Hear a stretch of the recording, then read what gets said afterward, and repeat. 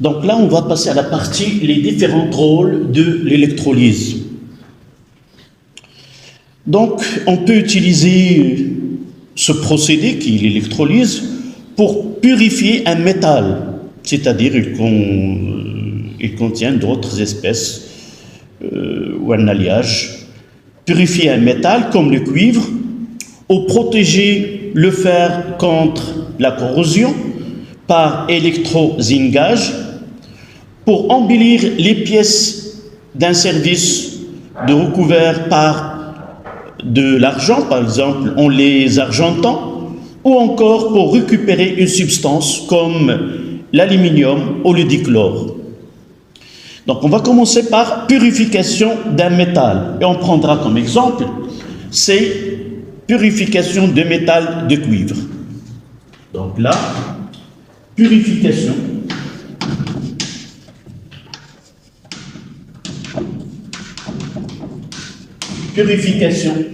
d'un métal. On prendra le cas de cuivre.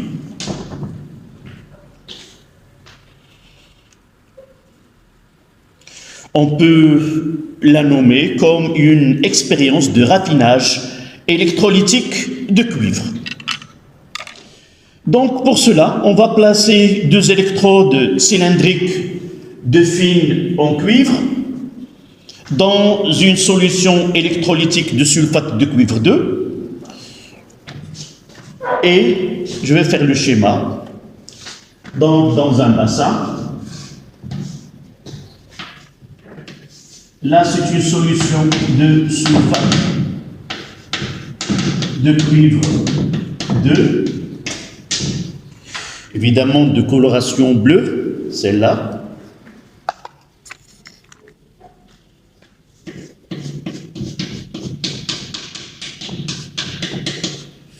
Donc on plonge deux électrodes en cuivre, dans ce cas-là.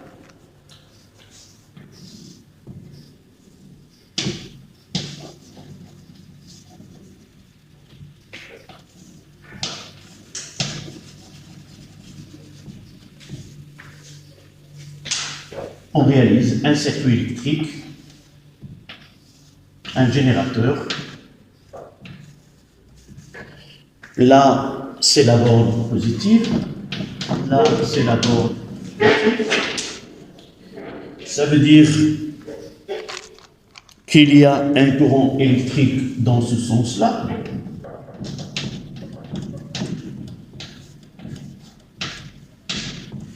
Et évidemment, dans le sens opposé, il y a circulation des électrons.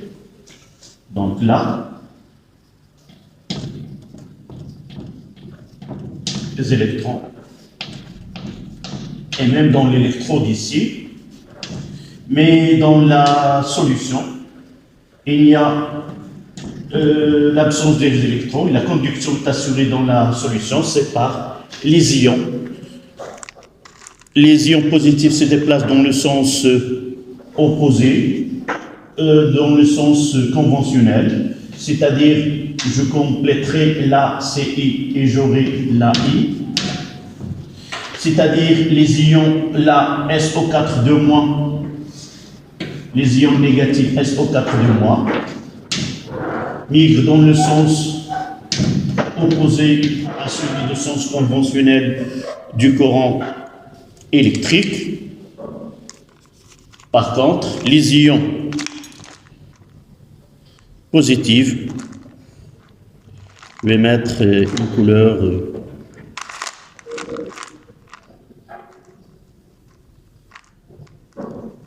en rouge, là. Les ions positifs, qui sont les ions, se déplacent dans le sens conventionnel, dans ce sens-là. Dans ce côté-là, on va essayer d'appliquer ce que nous avons vu dans le cours.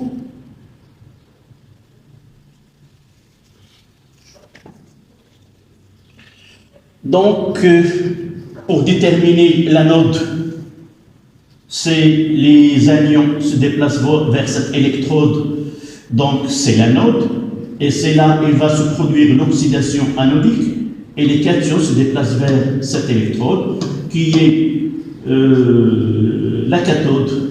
Donc je peux mettre ici, là c'est anode, et là c'est la cathode. On va essayer d'appliquer ce que nous avons déjà appris dans la partie cours. Donc on va essayer de donner les couples oxydoréducteurs, ce sont les ions qui interviennent. Là, on aura les couples.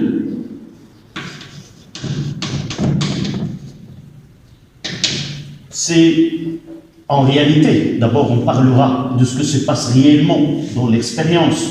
On observe que le bilan, c'est un transport de matière de l'anode vers la cathode, et il y a rangement, l'anode se range, c'est-à-dire sa masse diminue au cours du temps, et la masse de celle de la cathode augmente. On va voir que le bilan en réalité, c'est un déplacement de la masse de cuivre de l'anode vers la cathode, et ainsi on fait une récupération uniquement de cuivre sur ce fil. S'il est en cuivre pur, on aura uniquement de cuivre, on le récupère de l'autre côté.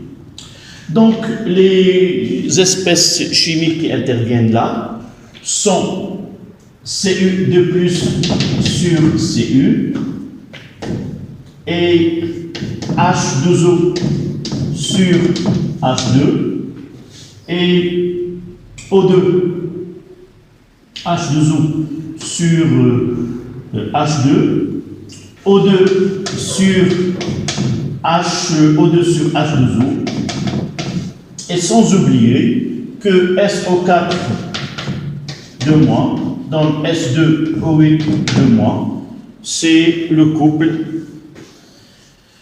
qui va intervenir dans les deux. Donc, quelles sont les réactions possibles au niveau de chaque électrode? Donc, ici, à la cathode,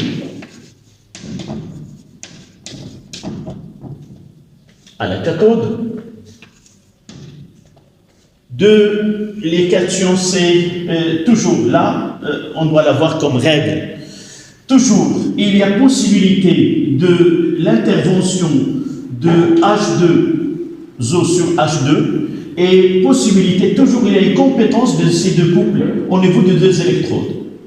À la cathode, il y a toujours possibilité de formation de H2, et à l'anode oxygène, il y a possibilité de formation de gaz O2.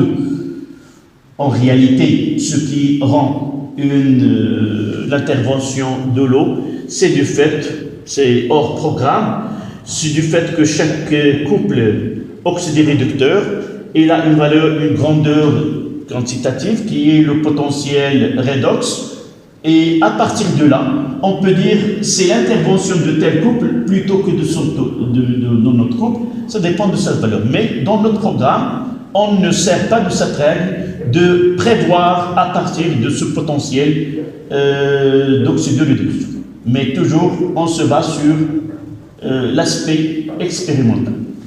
Donc, à la cathodication, on aura Cu de plus 2 électrons, elle va nous donner Cu, un dépôt, et aussi l'intervention de celle de H2O.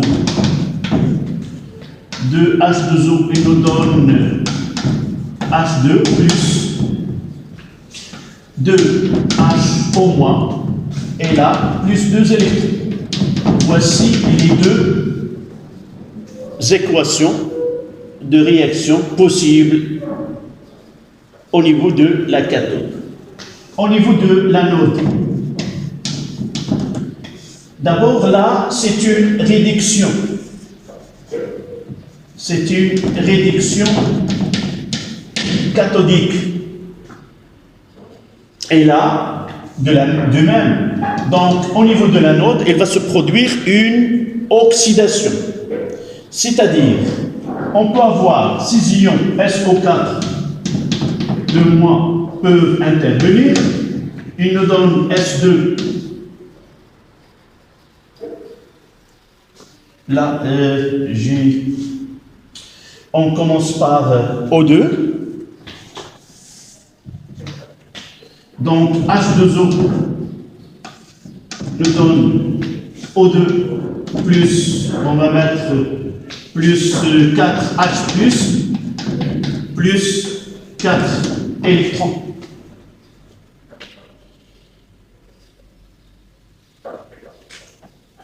Évidemment, S2, là j'ai écrit l'équation, c'est S2O8. Donc la purification d'un métal qui est le cuivre.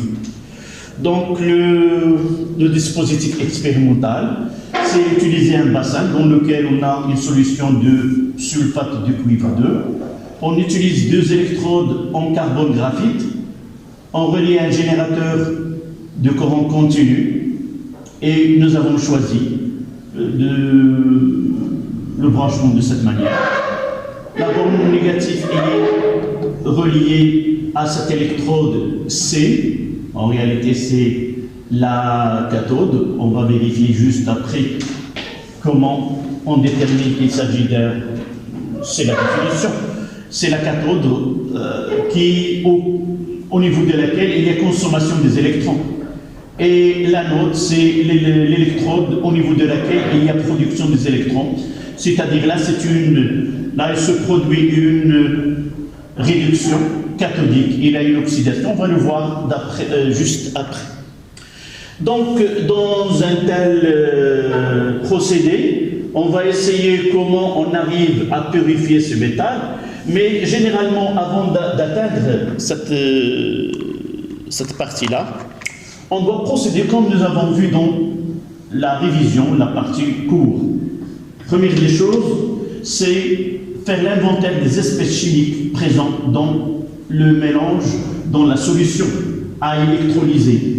C'est-à-dire, on a les ions H3O+, les ions H3-, les ions Ce2+, et les ions SO4 de moins.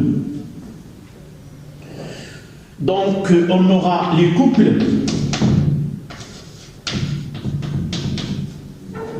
Les couples seront, on peut écrire au lieu de H3O+, on mettra H2O sur H2, O2 sur H2O, et Ce2+ sur Ce.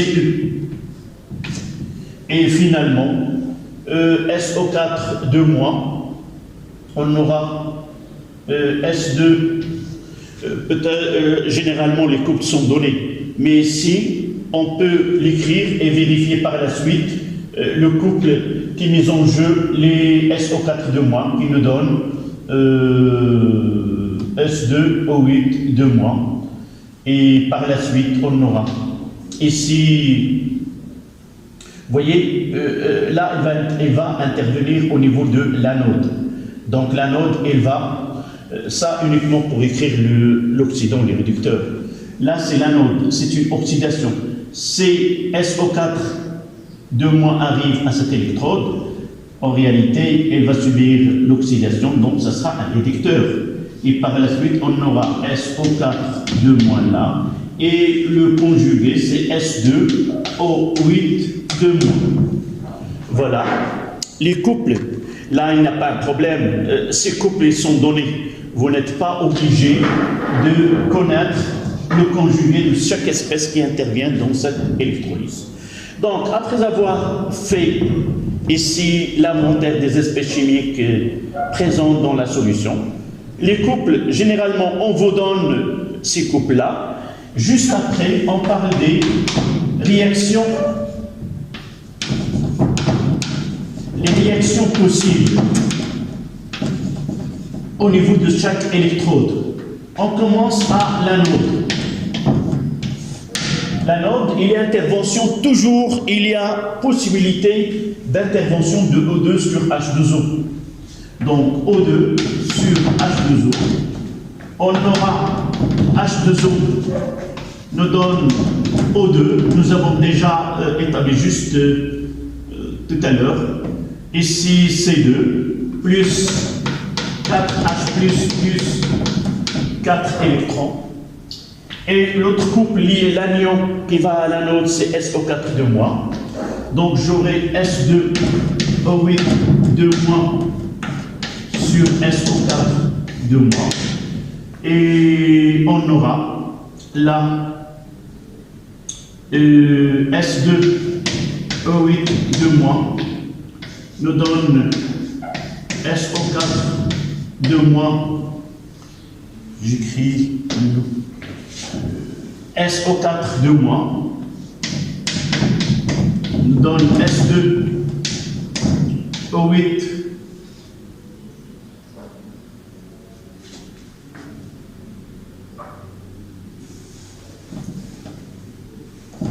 donc S2O8 2-. Il nous donne SO4 2-, là ici C2.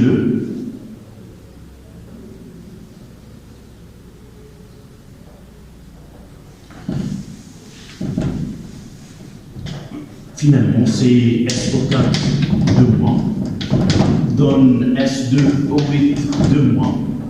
Ici 2. Ici, j'aurai 2 électrons. Donc là, c'est un réducteur. Il nous donne oxydant plus 2 électrons. Voici les deux couples mis en jeu au niveau de l'anode. À la cathode,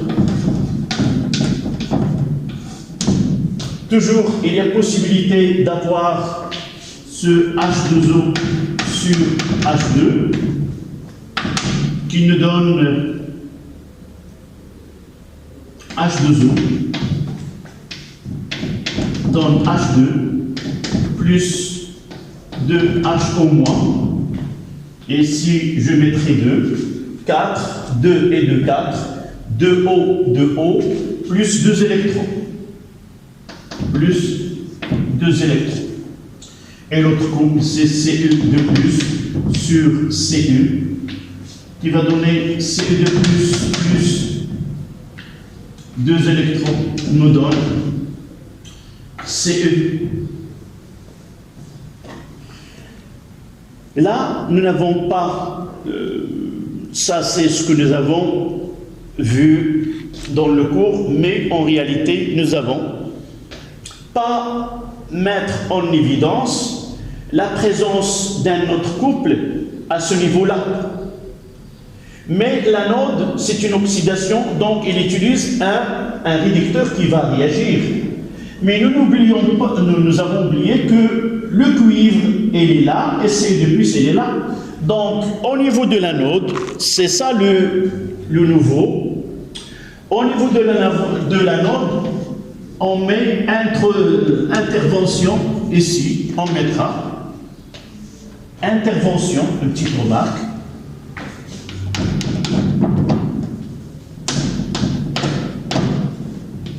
C'est ce qu'on fait d'habitude. Mais une remarque, lorsque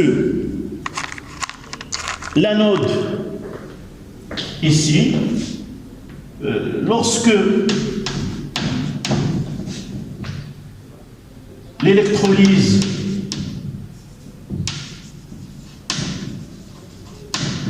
s'effectue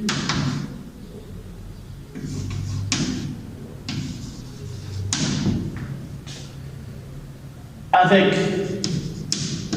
anode, dans ces ions, dans les ions, dans ces ions sont présents dans la solution.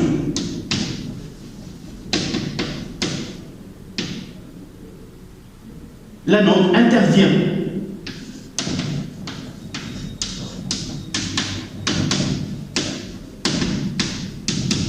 C'est-à-dire, voilà un petit schéma. Voilà un petit schéma.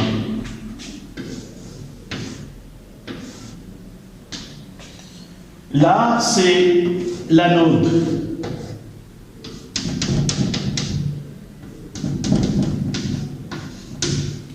Et pour qu'il soit l'anode, il doit être relié au pôle positif du générateur. Là, l'anode, c'est le métal M. Le métal M. Dans la solution, il y a des ions Mn+. Lorsque on utilise une anode de cuivre plongée dans une solution des ions cuivriques, il y a toujours intervention de l'anode. Lorsque je mets une électrode en argent dans une solution d'argent, il y a intervention de l'anode. Lorsque j'utilise l'anode en or, et dans la solution il y a des ions AU3+, alors dans ce cas-là, il y a intervention de l'anode et elle va être soluble. Donc, je vais revenir à là et mettre parmi les réactions, ici, je vais mettre que Cu, il va nous donner Cu2+, plus 2 électrons. Et là, on parlera d'une électrolyse, dont l'anode est soluble. D'accord?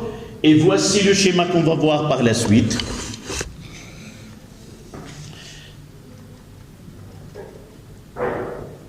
Voici le schéma qu'on va voir. Là, il y a cette anode, elle va être rongée.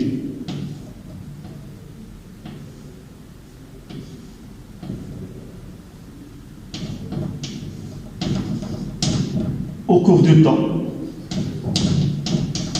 Et celle-là, elle va augmenter de masse. Et le bilan dans ce cas-là, c'est un transfert de la matière de l'anode à la cathode. Et ce qu'on va observer, à l'anode, il y a oxydation de cuivre, elle passe de l'état métallique à l'état ionique. Et à la cathode, il y a dépôt de cuivre. Et par la suite, dans ce cas-là, l'équation de réaction qui se produit avec électrolyse à anode soluble, donc réaction à anode de cuivre soluble, c'est Cu plus Cu2 plus nous donne Cu plus Cu2 plus. La métal, la c'est-à-dire ce cuivre-là, il va passer métal à l'état ionique dans la solution et les ions dans la solution, ils vont se déposer sous forme métallique sur l'électrode et si nous suivons la concentration des ions qui ont réagi et des ions cuivriques qui sont formés, on voit que la quantité de matière qui a réagi est égale à la quantité de matière qui a été formée au cours de cette électrolyse. On dit qu'au cours d'une électrolyse à anode soluble, les ions de l'anode gardent la même concentration au cours de cette électrolyse. Voilà le principe de cette électrolyse-là. Donc, c'est un procédé qui permet l'obtention d'un métal purifié. Les impuretés de l'anode de cuivre libérées par sa dissolution se déposent au fond de cuves électrolytiques. Le cuivre cathodique formé est très pur, car il est le seul élément qui soit réduit dans les conditions. On parlera aussi de procédé de purification à anode soluble, puisqu'on a tendance à disparaître, puisqu'il a tendance à disparaître de l'anode et se former sur la cathode. Et de là, on peut faire le bilan quantitatif que la masse de cuivre, si on demande l'étude quantitative, je vais mettre ici, tout simplement, on mettra C2 plus 2 électrons nous donne Cu. Et de la même manière, la quantité de matière de cuivre déposée sur A est égale à la quantité de matière des électrons sur 2. Et de là, la masse de Cu sur la masse molaire de Cu est égale à I fois delta de T sur 2 fois F.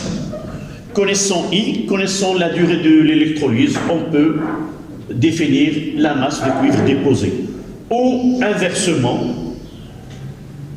en désirant déposer une masse M avec un courant d'intensité I, quelle serait la durée pour réaliser une telle électrolyse?